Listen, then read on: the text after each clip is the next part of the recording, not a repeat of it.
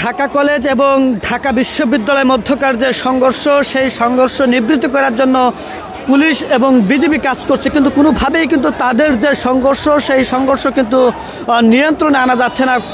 একের পর এক টিয়ার শেল এবং সাউন্ড গ্রেনেড নিক্ষেপ করে কিন্তু পুলিশ বাহিনীর পক্ষ থেকে বারবারই কিন্তু এই সংঘর্ষ নিবৃত্ত করার চেষ্টা করছে, কিন্তু কোনোভাবেই কিন্তু এই সংঘর্ষ কিন্তু নিবৃত্ত করা যাচ্ছে না। এক পাশে ঢাকা কলেজের এবং 7 কলেজের শিক্ষার্থীরা রয়েছে এবং অন্য পাশে আমরা দেখতে পাচ্ছি যে ঢাকা বিশ্ববিদ্যালয়ের শিক্ষার্থীরা রয়েছে, এবং এই দুই বিশ্ববিদ্যালয়ের মধ্যকার যে ইট পাটকেল নিক্ষেপের যে ঘটনা, সেই ঘটনা কিন্তু আমরা দেখতে পাচ্ছি। এবং সেই ঘটনা কিন্তু যদি বলে রাখি যে 10টার পর থেকে কিন্তু শুরু হয়েছে এবং সেই সংঘর্ষ কিন্তু এখনও কিন্তু চলমান রয়েছে। রাত এখন প্রায় 2টা বেজে চলেছে, কিন্তু এখনও কিন্তু সেই সংঘর্ষ চলমান রয়েছে এবং থেমে থেমে কিন্তু তাদের সংঘর্ষে কিন্তু আমরা দেখতে পাচ্ছি যে ইট পাটকেল নিক্ষেপের ঘটনা কিন্তু ঘটছে। এবং এই সংঘর্ষ নিবৃত্ত করার জন্য পুলিশের পক্ষ থেকে টিয়ার গ্যাস নিক্ষেপ করা হচ্ছে, কখনো বা সাউন্ড গ্রেনেড নিক্ষেপ করা হচ্ছে, এবং এর মধ্য দিয়ে কিন্তু তারা এই যে সংঘর্ষ, সেই সংঘর্ষ কিন্তু নিবৃত্ত করার জন্য